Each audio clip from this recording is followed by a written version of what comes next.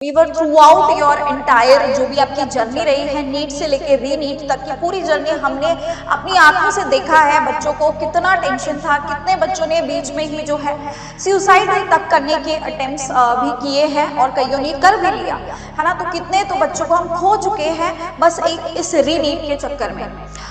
तो बच्चों देखो, आपका अग्रेशन यहाँ पे एकदम लाजमी है, लेकिन दुनिया जो है ना, बोलते हैं ना कि the show must go on, तो वो हर जगह चलता है। टेंशन का माहौल है बच्चों के चेहरे पे, अभी भी वो नर्वसनेस, वो एंजाइटी, कमेंट सेक्शंस में जो आपका अंदर से डर है वो साफ नजर आ रहा है। Now you have to think very aptly what is right for you, और उसी की गाइडेंस देने के लिए मैंने ये वीडियो बनाई है। जो फाइनली रीनीट हो चुका है, लेकिन अभी भी आप देख रहे हैं टेंशन का माहौल है बच्चों के चेहरे पे, अभी भी वो नर्वसनेस, वो एंजाइटी, कमेंट सेक्शंस में जो आपका अंदर से डर है वो साफ नजर आ रहा है। क्योंकि इसका रीजन भी जायज है, पेपर का लेवल काफी ही हद तक आपका जो है हाई सेट कर दिया। एंड इवन हम सब समझ रहे हैं आप लोगों की ना तो कोई मेंटल स्थिति थी इस तरह का पेपर देने की, है ना। Wherever throughout your entire जो भी आपकी जर्नी रही है नीट से लेके री नीट तक की पूरी जर्नी हमने अपनी आंखों से देखा है। बच्चों को कितना टेंशन था, कितने बच्चों ने बीच में ही जो है सुसाइड तक करने के अटेम्प्ट्स भी किए हैं और कईयों ने कर भी लिया, है ना। तो कितने तो बच्चों को हम खो चुके हैं बस एक इस री नीट के चक्कर में। तो बच्चों देखो, आपका अग्रेशन यहाँ पे एकदम लाजमी है, लेकिन दुनिया जो है ना, बोलते हैं ना कि the show must go on, तो वो हर जगह चलता है। किसी का अपना भी जब भी अपनी लाइफ में भी कुछ बहुत खराब चीजें चल रही होती हैं, तो आप हमेशा उस पर बैठे नहीं रहते, टिके नहीं रहते, आप लाइफ में मूव ऑन करते ही करते हैं, है ना। अब यस, यू आर ह्यूमंस, अंदर से इमोशंस आपके जो भी है आपको फील करना चाहिए, क्योंकि अगर अपने इमोशंस को आप सप्रेस कर देंगे तो वहां पे जो है बहुत ज्यादा दिक्कत हो जाती है, तब वो कहीं ना कहीं जाके आपके अंदर डिप्रेशन का जो है फॉर्म लेने लगता है। तो वो चीज बिल्कुल नहीं करनी है, अपना टाइम आप लोग बिल्कुल लीजिए इन चीजों से बाहर आने का। But once you are out of the situation, now you have to think very aptly what is right for you, और उसी के गाइडेंस देने के लिए मैंने ये वीडियो बनाई है। और मैं जानती हूँ आप लोग जहां भी कहीं पर भी थंबनेल में ड्रॉप जैसा शब्द देख रहे हैं, आप एकदम से परेशान हो जा रहे हैं और आपको समझ में आ रहा है कि भाई इस इंस्टीट्यूट का मोटिव एक ही है, इनको ड्रॉप का बैच जो है अपना बेचना है। ठीक है, अब मेरी बात ध्यान से सुनो, यहाँ पे थोड़ा सा ना हम प्रैक्टिकली चीजों को समझते हैं। ये नीट एग्जाम के अंदर हम टीचर्स जब भी पढ़ाते हैं तो वंस एक आपका बैच खत्म हो जाता है, हमें 1 जुलाई से नेक्स्ट बैच को लॉन्च करना होता है, जिसमें कि आपके फ्रेशर्स भी होते हैं और कुछ ऐसे बच्चे होते हैं जिनको ऐसा लगता है कि वो बॉर्डर लाइन से रह गए या उनका सपना जो है अभी भी कहीं कायम है और वो एक और मौका अपनी जिंदगी में दोबारा देना चाहते हैं नीट को, और फिर वो अगले साल मेहनत करते हैं, अच्छे से करते हैं और ज्यादा करते हैं, कई गुना करते हैं, और फिर वो नीट निकाल भी लेते हैं। और अपने आसपास आप लोगों ने बहुत से एग्जांपल्स देखे होंगे, ड्रॉप लेना बहुत सी आम बात होती है। ठीक है, अब ये बच्चों को हमें बताना पड़ेगा कि किन बच्चों को ड्रॉप लेना है, किन को नहीं लेना। अब ये आपके ऊपर डिसीजन है कि आपको लेना चाहिए या नहीं लेना चाहिए, उसी की गाइडेंस हम आपको देंगे। किसी के ऊपर भी ये डिसीजन जो है थोपे नहीं जा रही, ये आपका पर्सनल डिसीजन होगा। आप अपने पेरेंट्स से जो है इस बारे में चर्चा करिए, अपने आसपास के लोगों से चर्चा करिए, एंड सबसे ज्यादा अपने दिल की सुनिए।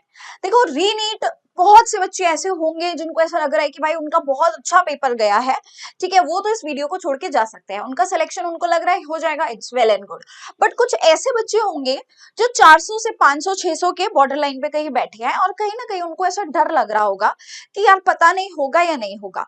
ठीक है, तो उनको मैं थोड़ी सी एक आपको कट ऑफ की क्लैरिटी दे देती हूँ। देखो कि कट ऑफ आपकी कितनी जाने वाली है। बच्चे, अगर मैं बात करूं आपकी जनरल कैटेगरी की, तो आपका लगभग लगभग 520 से 530 का जो है एक्सपेक्टेशन है, आपको 520 पर भी जो है एडमिशन मिल जाएगा। ठीक है, क्योंकि पेपर का लेवल काफी टफ था एंड इससे ओवरऑल आपकी कट ऑफ अफेक्ट हुई है। ठीक है, तो कट ऑफ जब भी पेपर हाई जाता है, लो आपकी कट ऑफ ऑटोमेटिकली हो जाती है। तो जनरल हो गया, ईडब्ल्यूएस हो गया, आपका ओबीएस कैटेगरी हो गई, ये ओबीसी कैटेगरी हो गई, ये सारे के सारे एक्सपेक्ट कर सकते हैं कि यार आपको 520-30 का भी अगर आपका नंबर आ रहा है तो आपको सीट मिल सकती है। अब बात करते हैं हमारी एससी एसटी कैटेगरी की। तो बच्चे, आप लोगों को 450 के अराउंड जो है अपना एडमिशन इजीली मिल जाएगा। अब यहां तक बच्चों को काफी हद तक अंदर से सांत्वना मिली होगी जिनका इतना स्कोर आ रहा है, but what about the students? कुछ बहुत सारे ऐसे बच्चे होंगे, लाखों बच्चों ने 22 लाख बच्चों ने जो है अगर पेपर दिया, इस बार तो 20 लाख दिया गया है, खैर ठीक है, 2 लाख ने तो दिया ही नहीं डर के मारे, या कुछ भी XYZ रीजन हो सकता है कि CUET में नंबर आ गया, कुछ भी आ गया, ठीक है, तो आपको कॉम्पिटिशन ऑलरेडी जो है 2 लाख तो कम हो ही गया था। अब देखो इसमें आपके पास में स्टूडेंट्स यहाँ पे जो मतलब अल्टीमेटली आपके पास में अब आपको किस बच्चे को ड्रॉप लेना चाहिए या नहीं लेना चाहिए, ये वाली कहानी अगर आप समझ जाएंगे ना दिमाग से, दिल से नहीं दिमाग से, तब तो आपकी जो है आगे की सिचुएशन बेटर होती चली जाएगी। अगर नंबर इतना आ रहा है, इससे ज्यादा आ रहा है, तब तो आप टेंशन फ्री रहिए, इस साल एडमिशन आपको मिल जाएगा और आप जल्दबाजी करिए भी मत ड्रॉप लेने की। This is what I will suggest, है ना। हम नहीं सजेस्ट करेंगे कि भाई आप आ जाओ ड्रॉपर बन जाओ, क्यों बन जाओ, मिल जाएगा एडमिशन, वेल एंड गुड है। अब जो बच्चा जनरल कैटेगरी में जिसका नंबर ऑलरेडी 120 या उससे भी कम आ रहा है, देखो बच्चे 120 या उससे ज्यादा कम आने का नंबर रीजन क्या हो सकता है? पहला रीजन ये हो सकता है कि भाई आप लोगों को था ही नहीं, एडमिशन लेना ही नहीं था, कहीं और लेना था, मजे मजे में दे दिया, जिसमें कि जिसकी तादाद बहुत ज्यादा होती है ऐसे बच्चों की। Same goes with SC ST जिनका 80 से भी कम आ रहा है।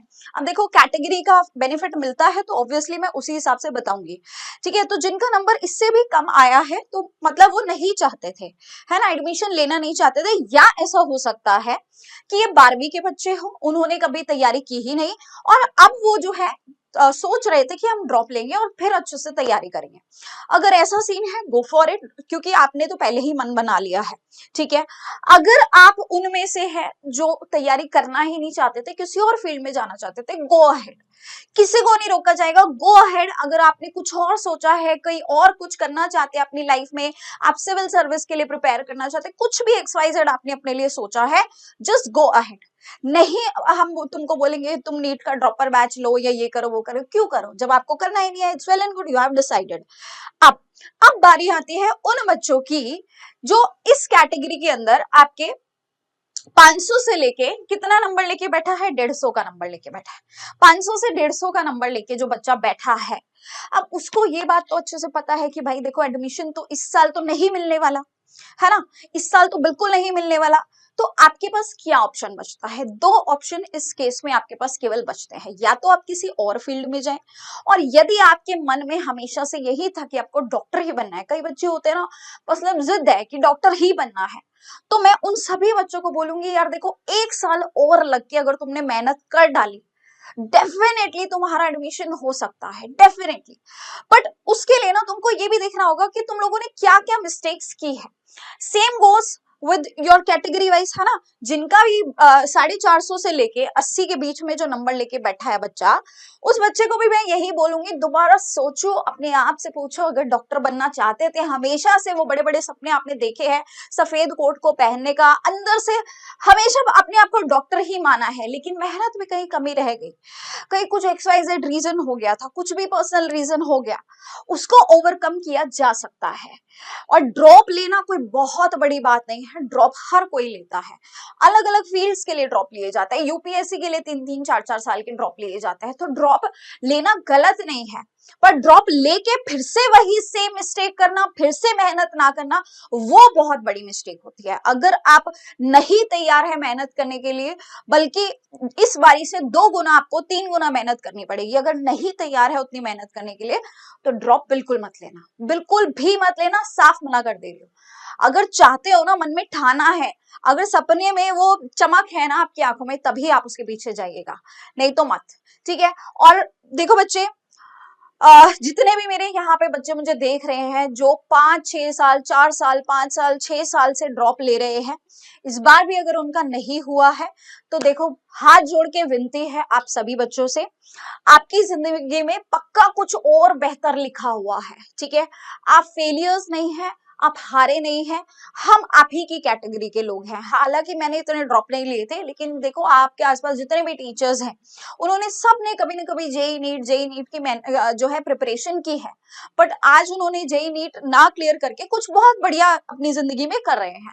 तो बच्चे देखो, भागो नहीं किसी चीज के पीछे। अगर जो चीज आपको नहीं मिल रही है, फिर आप समझ जाइए कि वहां पे जो है खुदा कुछ और ही आपसे चाह रहा है, ठीक है। तब आप अपना रास्ता जो है बदल लीजिए और अपने लिए कुछ ऑल्टरनेट ऑप्शन जो है अब आप देखना शुरू कर दीजिए, ठीक है। अब कई बच्चे पूछते हैं कि मैम पार्शियल ड्रॉप लेना चाहिए या नहीं। उसके लिए मैं एक सेपरेट वीडियो आप लोगों के लिए बनाऊंगी। मुझे कमेंट सेक्शन में अगर बताओगे आप लोग कि आपका ये डाउट है कि आपको पार्शियल ड्रॉप लेना चाहिए या नहीं, तब मैं उसके लिए एक सेपरेट वीडियो आप लोगों के लिए डेफिनेटली बता दूंगी।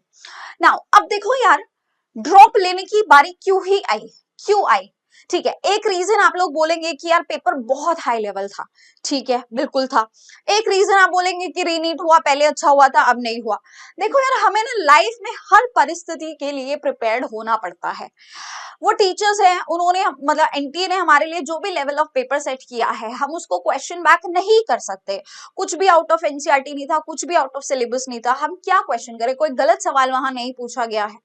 Whatever they have asked, सब कुछ तो सही है ना। तो अब वो तो उनकी मर्जी है यार, उन्होंने हाई बनाया लो बनाया, 25 में तो उन्होंने बहुत हाई बनाया ही था, तो हमें तो प्रिपेयर्ड रहना चाहिए था इस सिचुएशन के लिए। अगर ऑलरेडी उन्होंने इतना हाई पेपर बनाया हुआ है तो we should have been prepared already. और हमने तो देखो बच्चे, अगर तुमने नीट इन्फिनिटी से पढ़ाई की है, हमने तुम्हारे पीछे लग लग के तुमको लेवल, जब 3 मई को पेपर आया था, हमारे सारे टीचर्स के मुंह से तुम्हें क्या सुनने को मिला था, सिर्फ यही सुनने को मिला था कि बेटा हमने तुमको ये पढ़ाया था, पेपर ये आया है। तो हमने तुमको हमेशा से इस लेवल की तैयारी कराई थी इस चैनल के ऊपर। हमारे जितने भी टीचर्स हैं, हमने तुमको हमेशा प्रिपेयर किया था कि तुम 25 के लेवल का भी अगर पेपर आया या उससे भी ऊपर का लेवल आया तो भी तुम कर पाओ। लेकिन अगर अभी तुम सिर्फ लोगों को ब्लेम ही करना चाह रहे हो, एनटीए को ब्लेम करना राइट है, ठीक है, आई अंडरस्टैंड, बट पेपर देखो टफ जब आता है तो वो सबके लिए आता है, ये हम तुमको डे 1 से बता रहे हैं, एंड उससे ओवरऑल कट ऑफ इफेक्ट होती है। तो अगर तुम उस कैटेगरी में हो तो बाकी बच्चे भी उसी सेम कैटेगरी में जूझ रहे हैं, ठीक है। तो ये चीज तो अपने दिमाग से अब हटा ही दो कि तुम्हारे साथ में कोई इनजस्टिस हुआ है। इनजस्टिस अगर हुआ है तो वो 20 लाख बच्चों के साथ हुआ है, केवल तुम्हारे साथ नहीं हुआ है, और वो सारे के सारे तुम्हारे कॉम्पिटिटर्स हैं। तो वो कंपटीशन चाहे पेपर इजी आता या टफ आता, वो कंपटीशन तब भी उतना ही रहता, उसी लेवल का रहता, ठीक है। उनकी प्रिपरेशन, जो टॉपर्स है उनकी प्रिपरेशन जो रहती है वो हमेशा वैसे ही रहती है, और तुम्हारी जो प्रिपरेशन थी वो यही थी, यही तुम्हारी प्रिपरेशन थी। और पेपर चाहे इजी आए या इससे भी ज्यादा टफ आता, तो तुम अपना आउटपुट बिल्कुल वैसे ही जो है वहां पे परफॉर्मेंस अपनी शो करते हैं। यस और नो, आई थिंक ये बात सबको क्लियर हो गई है।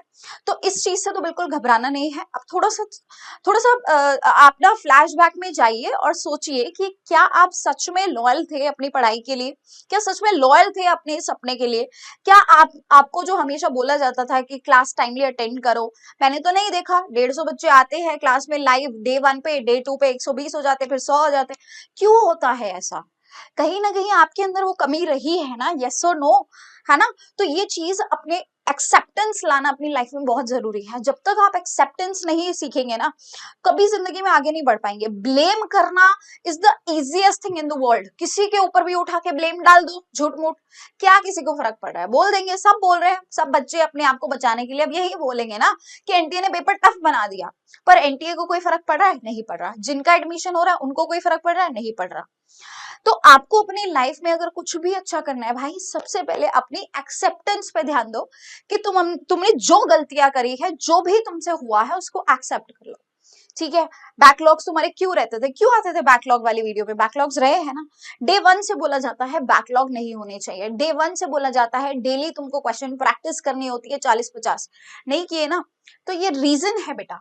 और हालांकि इस चैनल के ऊपर हम तुमको ये नहीं बोल रहे कि तुम आ जाओ सीधा बैच ज्वाइन कर लो हमारा और ड्रॉपर बन जाओ, नहीं। अभी भी मैं तुमको सोचने का समय दूंगी। सोचो अच्छे से, अपने पेरेंट्स से डिस्कस करो, हमसे कोई आपको हेल्प चाहिए वो लीजिए, बट सोच समझ के डिसीजन लेना है आपको, ठीक है। ड्रॉप करना कोई बहुत बड़ी बात नहीं है, हर कोई कर रहा है, पर क्या उस ड्रॉप के लिए, मतलब वो ड्रॉप लेना क्या फ्रूटफुल होगा आपके लिए? क्या आपको उसका अंत में कुछ कुछ जो है उसका बेनिफिट मिलेगा भी या नहीं मिलेगा, क्योंकि अगर सेम पैटर्न से आप लोग पढ़ाई करने वाले हैं, सेम तरीके से और सेम ही जील के साथ पढ़ाई करोगे ना, तो नहीं होगा आपको। आप मान के चलिए अगले साल कंपटीशन और बढ़ेगा, और बच्चे आएंगे और जूनियर्स भी आएंगे, 12वीं के बच्चे आएंगे, वो सब पेपर देंगे आपके साथ बैठ के। So please be prepared this time. And अगर आपने डिसाइड कर लिया है, जब भी आप डिसाइड कर लेते हैं, तो आप लोगों के लिए ये विजय सीरीज हम लोगों ने लॉन्च कर दी है बेटा जी, क्योंकि हमें तो एनीवेज देखो 2027 वालों को पढ़ाना ही है, जिसमें हमारा ड्रॉपर बच्चा भी आएगा, जिसमें हमारा फ्रेशर बच्चा भी आएगा। फ्रेशर बच्चों के लिए अलग से बैच है, लेकिन ड्रॉपर बच्चा जो भी आएगा उसके लिए ये वाला बैच है आपका। एंड आपको अभी हम 50% ऑफ भी इसमें दे रहे हैं। 399 का आप 3999 का ये आपका बैच है, जिसमें कि आपको 50% ऑफ मिल रहा है, और इन सभी टीचर्स से ऑलरेडी इस चैनल के ऊपर आप पढ़ चुके हैं। सो कुछ जल्दबाजी नहीं करनी है, इस क्यूआर को स्कैन आप कर सकते हैं, आप इजीली एनरोल कर लेंगे। लेकिन फिर भी मैं ये बोलूंगी, सोच समझ के डिसीजन लेना, आपकी लाइफ का बिगेस्ट डिसीजन होने वाला है। एक पूरा साल आपका जो है मेहनत लगती है, और एक साल का ये रिस्क लेना क्या आपको भारी पड़ेगा, क्या आपके लिए लाइफ चेंजिंग होगा, यही आपको अब डिसाइड करना है कि ये एक साल जो है आपका बर्बाद नहीं जाना चाहिए। अगर इस एक साल में कुछ ऐसा मिराकल आप कर सकते हैं, कुछ ऐसा दमदार आप कर सकते हैं, तो ही आप जाइए, अदरवाइज मैं तो यही कहूंगी, just opt for some other options. ठीक है, thank you so much, that was all, bye bye and take care.